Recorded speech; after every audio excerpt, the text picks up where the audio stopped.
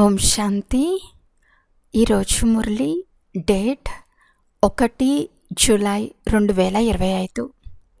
బాబా చెప్తున్నారు, మధురమైన పిల్లలు, ఇప్పుడు మీ బుద్ధిలో పూర్తి జ్ఞానసారమంతా ఉంది కనుక మీకు చిత్రాల అవసరం కూడా లేదు. మీరు తండ్రిని స్మృతి చేయండి, ఇతరులతో చేయించండి. ప్రశ్న: చివరి సమయంలో పిల్లలైన మీ బుద్ధిలో ఏ జ్ఞానం ఉంటుంది? జవాబు: ఆ సమయంలో మేము ఇక తిరిగి ఇంటికి వెళ్తామని బుద్ధిలో ఉంటుంది. మళ్ళీ అక్కడి నుండి చక్రంలోకి వస్తాము. మెల్లమెల్లగా మెట్లు దిగుతాము. మళ్ళీ తండ్రి ఉన్నతమయ్యే కలలోకి తీసుకెళ్లేందుకు వస్తారు. మొదట మనం సూర్యవంశంలో ఉండేవారమని, తర్వాత చంద్రవంశంలోకి వస్తామని మీకు తెలుసు. ఇందులో చిత్రాల అవసరం లేదు. ఓం శాంతి. పిల్లలు ఆత్మాభిమానులుగా అయి కూర్చుని ఉన్నారా? 84 జన్మల చక్రం మీ బుద్ధిలో ఉంది, అనగా మీ వెరైటీ జన్మల జ్ఞానం ఉంది. విరాట రూప చిత్రం కూడా ఉంది కదా. మనము 84 జన్మలు ఎలా తీసుకుంటామనే జ్ఞానం కూడా పిల్లల్లో ఉంది. మూలవతనం నుండి మొట్టమొదట దేవీ దేవతా ధర్మంలోకి వస్తారు. ఈ జ్ఞానం బుద్ధిలో ఉంది. ఇందులో చిత్రాల అవసరం లేదు. మనం చిత్రాలు మొదలైన వాటిని గుర్తు చేసుకోరాదు. చివర్లో కేవలం నేను ఆత్మను, మూలవతన వాసిని, ఇక్కడ మా పాత్ర ఉంది అని మాత్రం గుర్తుంటుంది.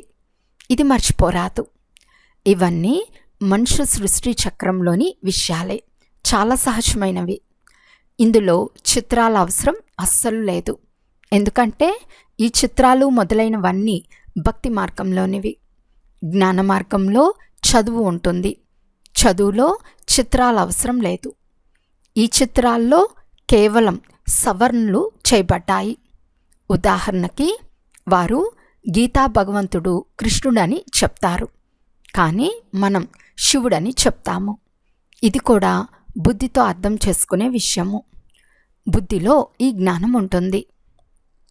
మనము 84 జన్మల చక్రంలో తిరిగాము. ఇప్పుడు మనం పవిత్రంగా అవ్వాలి. పవిత్రమై మళ్ళీ కొత్తగా చక్రంలోకి వస్తాము. ఈ సారాన్ని బుద్ధిలో ఉంచుకోవాలి.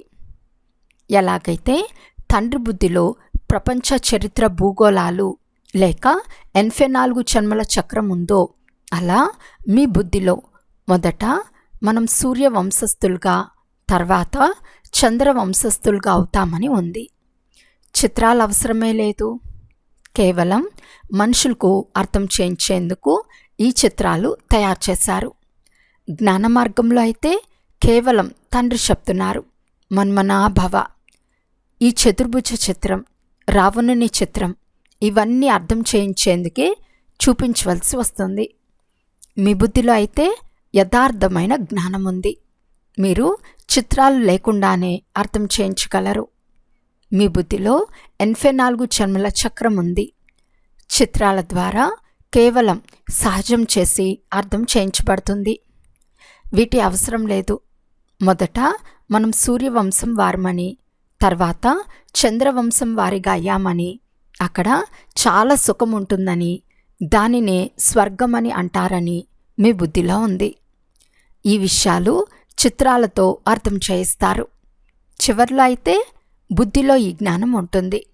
ఇప్పుడు మనం ఇంటికి వెళ్ళి మళ్ళీ వచ్చి చక్రంలో తిరుగుతాము.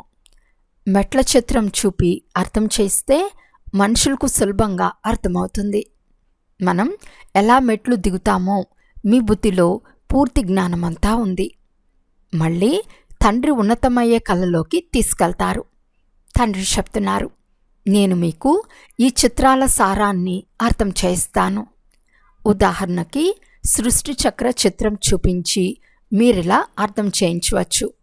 ఇది 5000 సంవత్సరాల చక్రం. ఒకవేళ లక్షల సంవత్సరాలైతే జనసంఖ్య ఎంతగా పెరిగిపోతుంది?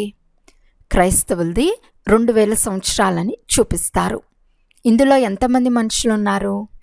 5,000 సంవత్సరాల్లో ఎంతమంది మనుషులు ఉండాలి? ఈ లెక్క అంతా మీరు అర్థం చేయిస్తారు. సత్యుగంలో పవిత్రంగా ఉన్నందున కొద్దిమంది మనుషులు మాత్రమే ఉంటారు. ఇప్పుడు ఎంతమంది ఉన్నారు? లక్షల సంవత్సరాల ఆయువు ఉంటే లెక్కలేనంత సంఖ్య అయిపోతుంది. క్రైస్తవులతో పోల్చుకుని జనాభా లెక్కను తీస్తారు కదా.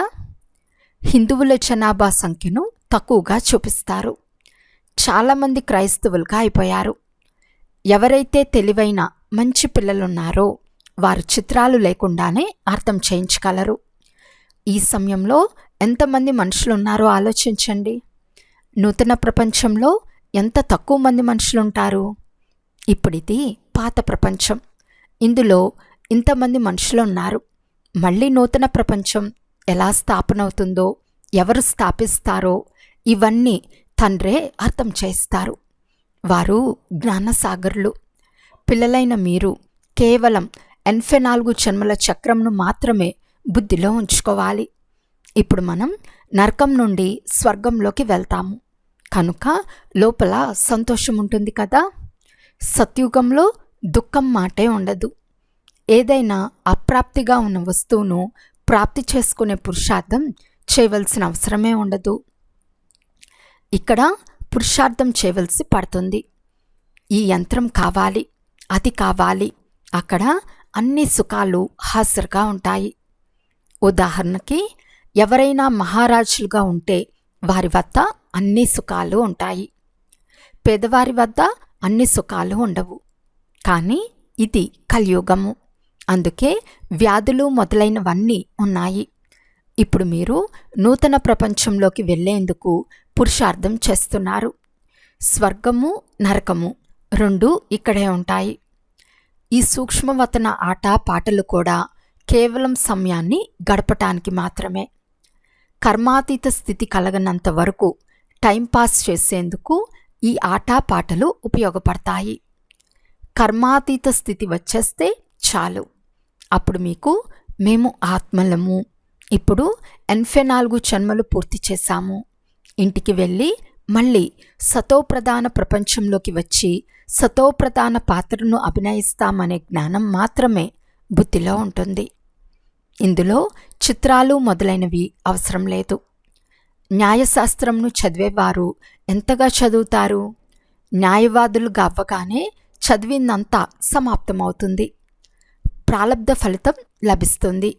మీరు కూడా చదువుకుని వెళ్ళి రాజ్యం చేస్తారు. అక్కడ జ్ఞానం అవసరం ఉండదు. ఈ చిత్రాల్లో కూడా తప్పు ఏదో ఒప్పు ఏదో ఇప్పుడు మీ బుద్ధిలో ఉంది. లక్ష్మీనారాయణులు ఎవరో తండ్రే కూర్చుని అర్థం చేస్తున్నారు. ఈ విష్ణువు ఎవరు? విష్ణు చిత్రంలో మనుషులు తికమక చెందుతారు. అర్థం తెలియకుండా పూజలు చేయటం కూడా వ్యర్థమే. ఏమీ అర్థం చేసుకోరు. విష్ణువును ఎలా అర్థం చేసుకోరో అలా లక్ష్మీనారాయణుల గురించి కూడా అర్థం చేసుకోలేరు. బ్రహ్మ విష్ణు శంకరులను కూడా అర్థం చేసుకోరు. బ్రహ్మ అయితే ఇక్కడే ఉన్నారు. ఈ బ్రహ్మ పవిత్రమై శరీరాన్ని వదిలి వెళ్ళిపోతాడు. ఈ పాత ప్రపంచంపై వైరాగ్యం ఉంది. ఇక్కడి కర్మబంధనాలు దుఃఖంనిచ్చేవి. ఇప్పుడు మన ఇంటికి వెళ్ళాలని తండ్రి చెప్తున్నారు. అక్కడ దుఃఖానికి నామరూపాలే ఉండవు. మొదట మీరు మీ ఇంట్లో ఉండేవారు, తర్వాత రాజధానిలోకి వచ్చారు. ఇప్పుడు మళ్ళీ పావనంగా చేసేందుకు తండ్రి వచ్చారు. ఈ సమయంలో మనుషుల ఆహార పానీయాలు మొదలైనవి ఎంత మలినంగా ఉన్నాయి. ఏవేవో తింటూ ఉంటారు. అక్కడ దేవతలు ఇటువంటి మలిన వస్తువులు తినరు. భక్తి మార్గం ఎలా ఉందో చూడండి. మనుషులను కూడా బలి ఇస్తారు. తండ్రి చెప్తున్నారు, ఇది కూడా డ్రామాలో రచింపబడి ఉంది. పాత ప్రపంచం నుండి మళ్ళీ కొత్తదిగా తప్పకుండా అవ్వాలి. మనము సతోప్రధానంగా అవుతున్నామని ఇప్పుడు మీకు తెలుసు. ఇది బుద్ధి అర్థం చేసుకుంటుంది. ఇందులో చిత్రాలు లేకుంటే ఇంకా మంచిది. లేకుంటే మనుషులు చాలా ప్రశ్నలు వేస్తారు. తండ్రి 84 జన్మల చక్రాన్ని అర్థం చేయించారు. మనము అలా సూర్యవంశీయులు, చంద్రవంశీయులు, వైశ్యవంశీయులుగా అవుతాము. ఇన్ని జన్మలు తీసుకుంటాము. ఇవన్నీ బుద్ధిలో ఉంచుకోవాలి. పిల్లలైన మీకు సూక్ష్మవతన రహస్యం కూడా తెలుసు. ధ్యానంలో సూక్ష్మవతనానికి వెళ్తారు, కానీ ఇందులో యోగం లేదు, జ్ఞానమూ లేదు. ఇది కేవలం ఒక అలవాటు. ఎలా ఆత్మను పిలిపిస్తారో అర్థం చేయించబడుతుంది. వచ్చినప్పుడు ఏడుస్తారు, పశ్చాత్తాపం కలుగుతుంది. మేము బాబా చెప్పినట్లు చేయలేదు అని వాపోతారు. ఇవన్నీ ఇప్పుడు పురుషార్థంలో నిమగ్నం అవ్వాలని, తప్పు చేయకుండా ఉండాలని బాబా పిల్లలకు అర్థం చేస్తూ ఉంటారు. పిల్లలు సదా ఈ గమనం ఉంచుకోవాలి. మేము మా సమయాన్ని సఫలం చేసుకోవాలి. వ్యర్థం చేయరాదని అనుకుంటే మాయ తప్పు చేయించలేదు. బాబా కూడా చెప్తూ ఉంటారు, పిల్లలు సమయం వృధా చేయకండి. అనేక మందికి మార్గాన్ని తెలిపించే పురుషార్థం చేయండి. మహాదానులుగా అవ్వండి. తండ్రిని స్మృతి చేస్తే వికర్మలు వినాశనమవుతాయి. ఎవరు వచ్చినా వారికిది అర్థం చేయించండి. 84 జన్మల చక్రంను కూడా తెలపండి. ప్రపంచ చరిత్ర భూగోళాలు ఎలా పునరావృతం అవుతాయో సంక్షిప్తంగా పూర్తి చక్రం బుద్ధిలో ఉండాలి. ఇప్పుడు మనం ఈ మల్ల ప్రపంచం నుండి విడుదలవుతామని పిల్లలకు చాలా సంతోషం ఉండాలి. స్వర్గ నరకాలు ఇక్కడే ఉన్నాయని మనుషులు భావిస్తారు. ఎక్కువ ధనమున్నా వారు మేము స్వర్గంలో ఉన్నామని భావిస్తారు. మంచి కర్మలు చేశారు కనుక సుఖం లభించిందని భావిస్తారు. ఇప్పుడు మీరు చాలా మంచి కర్మలు చేస్తారు. వాటి ద్వారా 21 జన్మలకు మీరు సుఖం పొందుకుంటారు. వారు 1 జన్మకు మాత్రం మేము స్వర్గంలో ఉన్నామని భావిస్తారు. బాబా చెప్తున్నారు, అది అల్పకాల సుఖం. మీది 21 జన్మలకు సుఖం. దీని కొరకు తండ్రి చెప్తున్నారు, అందరికీ మార్గం తెలుపుతూ ఉండండి. తండ్రి స్మృతి ద్వారానే నిరోగులుగా అవుతారు. అంతేకాక స్వర్గాధికారులుగా అవుతారు. స్వర్గంలో రాజ్యం ఉంటుంది, దాన్ని కూడా స్మృతి చేయండి. ఒకప్పుడు రాజ్యం ఉండేది, ఇప్పుడు లేదు. ఇది భారతదేశపు మాటే. మిగిలినవన్నీ నాటకంలోని అంతర్భాగాలు. చివర్లో అందరూ వెళ్ళిపోతారు. తర్వాత మనం మళ్ళీ నూతన ప్రపంచంలోకి వస్తాము. ఇప్పుడు ఈ విషయాలు అర్థం చేయించేందుకు చిత్రాలు అవసరం లేదు. కేవలం అర్థం చేయించేందుకే మూలవతనము, సూక్ష్మవతనాలను చూపిస్తారు. భక్తి మార్గం వారు తయారు చేసిన చిత్రాల్లో సవరణలు చేసి అర్థం చేయించవలసి వస్తుందని తెలపాలి. లేకుంటే మిమ్మల్ని నాస్తికులు అని వారు అనుకుంటారు. అందుకే సవరణ చేసి తయారు చేస్తారు. బ్రహ్మ ద్వారా స్థాపన, శంకరుని ద్వారా వినాశనం. వాస్తవానికి ఇది కూడా డ్రామాలో రచింపబడి ఉంది.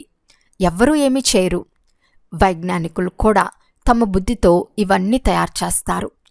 బాంబులను తయారు చేయవద్దని ఎవరు ఎంత చెప్పినా, ఎవరి వద్ద ఎక్కువగా ఉన్నాయో వాటిని సముద్రంలో పడవేస్తే మాత్రమే ఇతరులు తయారు చేయరు. వారు అలాగే వారి వద్ద ఉంచుకుంటే ఇతరులు కూడా తప్పకుండా తయారు చేస్తారు.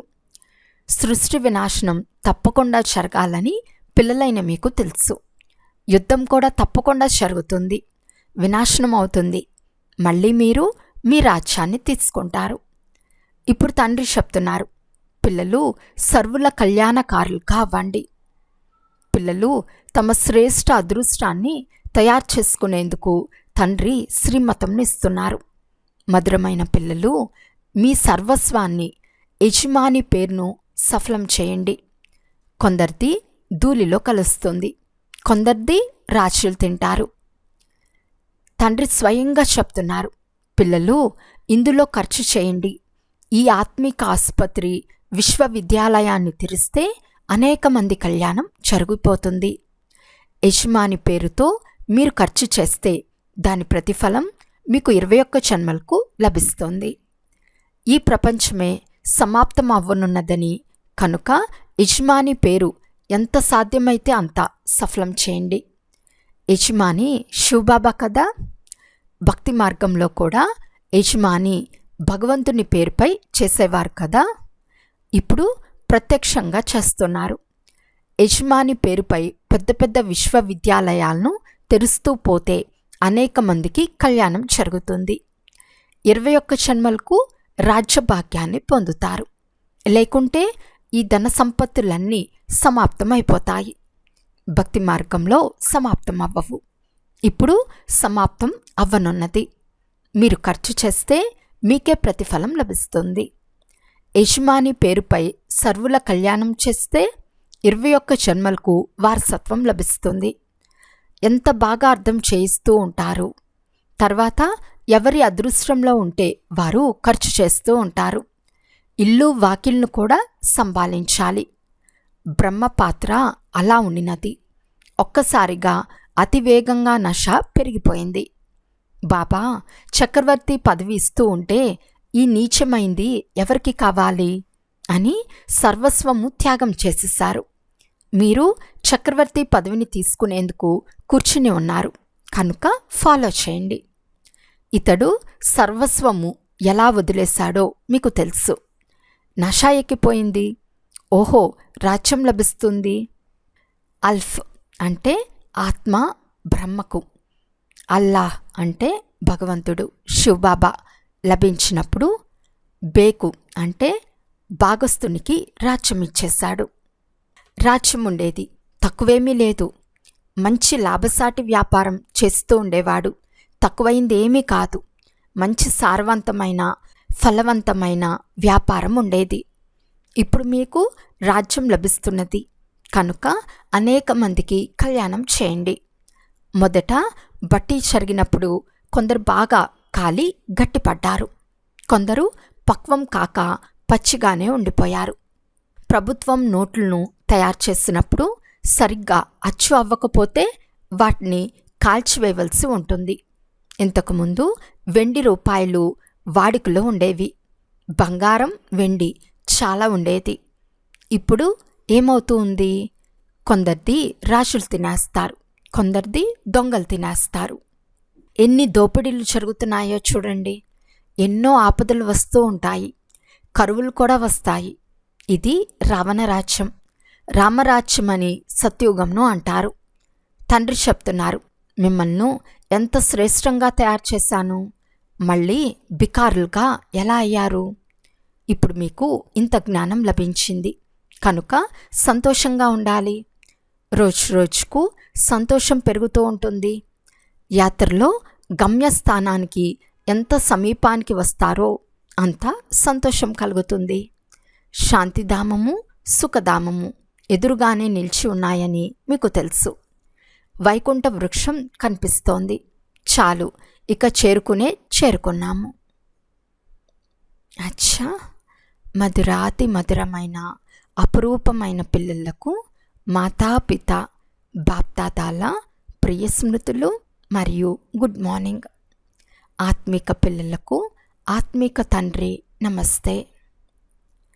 ఆత్మిక తండ్రికి ఆత్మిక పిల్లల యొక్క ప్రియ స్మృతులు మరియు నమస్తే నమస్తే నమస్తే. ధారణ కొరకు ముఖ్య సారము. ఫస్ట్ పాయింట్, మీ సమయాన్ని సఫలం చేసుకునే గమనం ఉంచాలి. దీని కొరకు మహాదానులుగా అయి అనేక మందికి మార్గాన్ని తెలిపించటంలో బిజీగా ఉండాలి. సెకండ్ పాయింట్, మీ శ్రేష్ఠ అదృష్టాన్ని తయారు చేసుకునేందుకు యజమాని పేరుపై సర్వము సఫలం చేయాలి. ఆత్మిక విశ్వవిద్యాలయాన్ని తెరవాలి. ఈరోజు వరదానము. ఉన్నతాతి ఉన్నతమైన తండ్రిని ప్రత్యక్షం చేసే శుభ మరియు శ్రేష్ఠ కర్మధారి భవ. ఎలాగైతే కుడి చేతితో సదా శుభమైన శ్రేష్ఠ కర్మలు చేస్తారో అలా రైట్ హ్యాండ్ పిల్లలైన మీరు సదా శుభము లేక శ్రేష్ఠ కర్మదారులు కావండి. మీరు చేసే ప్రతి కర్మ ఉన్నతాతి ఉన్నతమైన తండ్రిని ప్రత్యక్షం చేసేదిగా ఉండాలి. ఎందుకంటే కర్మలే సంకల్పము లేక మాటలను ప్రత్యక్ష ప్రమాణం యొక్క రూపంలో స్పష్టం చేసేవిగా ఉంటాయి. కర్మలను అందరూ చూడగలరు. కర్మల ద్వారా అనుభవం చేయగలరు. అందువలన మీ ఆత్మిక దృష్టి ద్వారా కానీ మీ సంతోషకరమైన ముఖం, ఆత్మీయత యొక్క ముఖం ద్వారా తండ్రిని ప్రత్యక్షం చేయండి. ఇది కూడా ఒక కర్మనే. స్లోగన్: ఆత్మీయత యొక్క అర్థం కనుల్లో పవిత్రత యొక్క ప్రకాశం మరియు ముఖంపై పవిత్రత యొక్క చిరునవ్వు ఉండాలి. అవ్యక్త సూచన: సంకల్పాల శక్తిని జమ చేసుకుని శ్రేష్టమైన సేవకు నిమిత్తంగా వాడండి. ఎలాగైతే ఈ రోజుల్లో సూర్యుని శక్తిని జమ చేసి చాలా కార్యాలు సఫలం చేస్తారో, అలా మీరు సంకల్ప శక్తిని జమ చేసుకుంటే ఇతరుల్లో కూడా బలం నింపగలరు, అనేక కార్యాలు సఫలం చేయగలరు. ఎవరైతే ధైర్యహీనులుగా ఉంటారో వారిని వాచ్తో పాటు శ్రేష్ట సంకల్పాల సూక్ష్మ శక్తి ద్వారా ధైర్యవంతులుగా చేయటమే వర్తమాన సమయం యొక్క ఆవశ్యకత. అచ్చా. ఓం శాంతి.